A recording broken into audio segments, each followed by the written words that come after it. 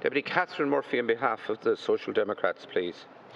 Taoiseach, last week one of your own TDs, Jim O'Callaghan, was quite blunt in his assessment of Fianna Fáil's handling of the housing crisis. He said Fianna Fáil doesn't understand the scale of the housing crisis. Now, I happen to think that Mr O'Callaghan was being unfair. It's not just Fianna Fáil that doesn't understand the scale of the housing crisis, it's the entire government. Given your shameful U-turn to facilitate tax breaks to cuckoo funds last week, I think that much is clear. If you want to begin to comprehend the scale of the housing crisis or the crisis facing renters, Taoiseach, can I ask that you read the survey published by the Residential Tenancies Board today, which lays bare the hardship being endured by renters all over the country. Nationally, more than 50% spend more than 30% of their take-home pay on rent. That's after they pay tax, PRSI, USE, the cost of going to work. In Dublin, 64% of renters spend more than 30% of their take-home pay on rent. On average, tenants in Dublin spend 40% more of their disposable income on rent. And things are even worse for a significant portion of renters in Dublin, with 23% of them paying more than 50% of their disposable income on rent. Totally unsustainable. My own constituency, it's not unusual to see a 3-bedroom house rented for €2,000 a month, more than you would pay for a mortgage.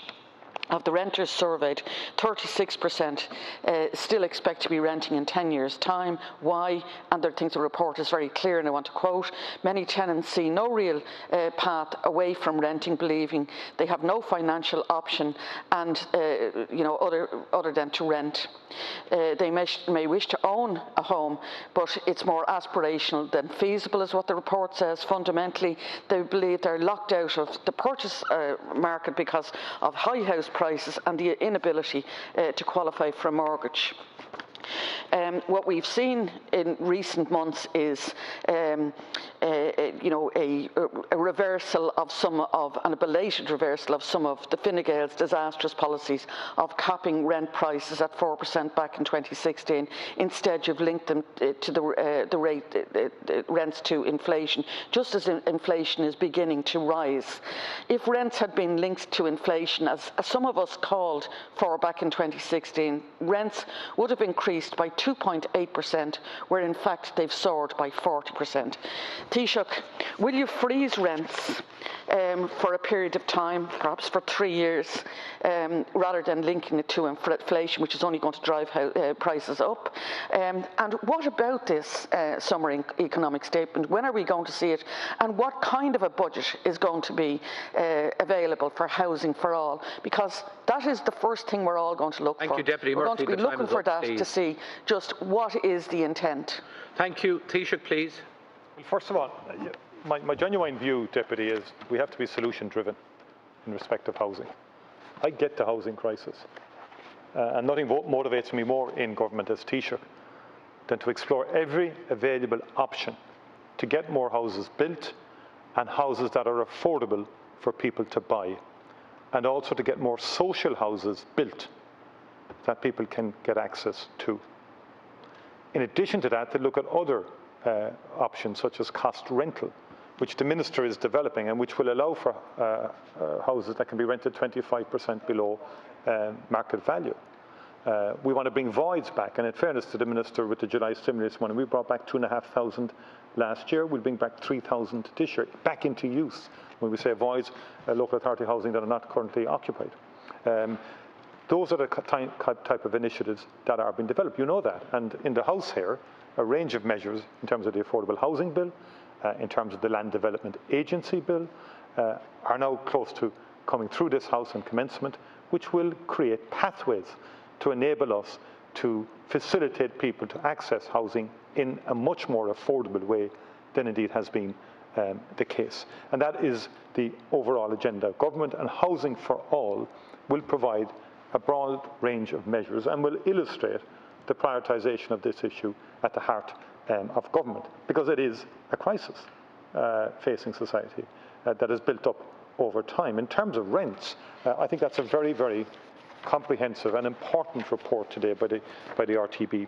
And from our perspective, we are, I think the Minister's initiative to reduce rent or rent increases and linking it to inflation is a very important, significant step and change, but also one which government entirely supports and is also within, is something that is doable. Your rent freeze for 3 years is just not doable constitutionally. I mean, it's great to call for it, but it's just not doable. We've explored all aspects in relation to rent and rent freezes, and we've been very clearly advised that it is not constitutional. That's just the position. So it's easy to call for it. We're in the engine room in government, and we have to. It is true, Deputy, and it is that is the point. We have to deal with what we can do, and so forth.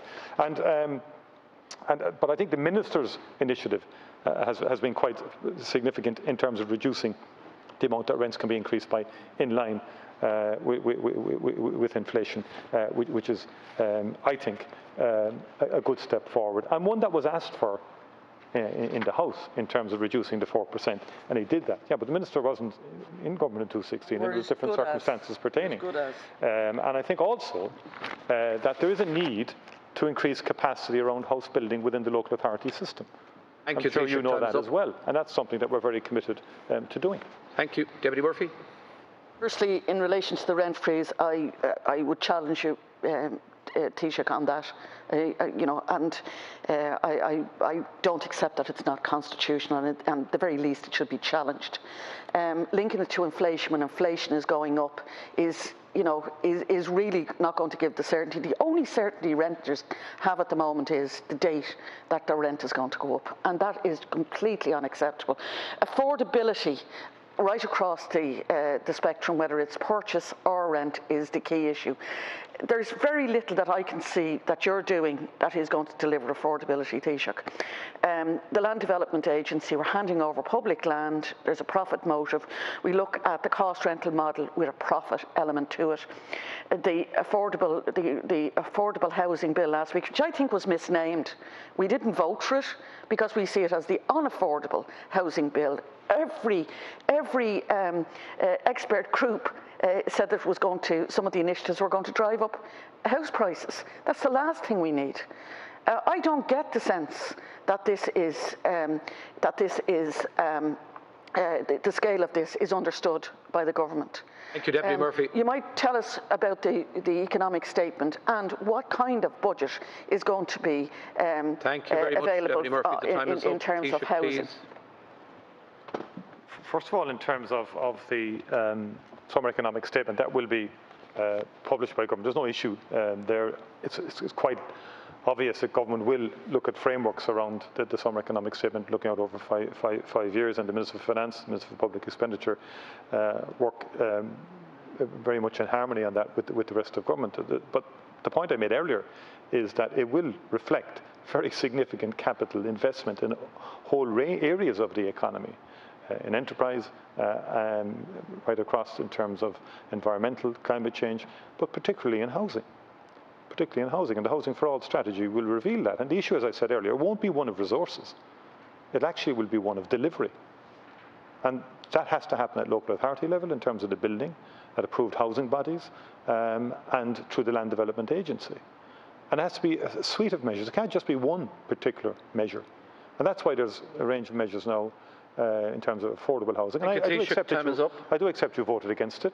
Sinn Féin spoke against it, but voted for it, is my understanding. You did vote against it, but I think you were wrong in voting against it, in my view. Time is up, please. Say that. I think it does represent opportunities in terms of affordable housing, as do the commitment to build more social housing. Thank you.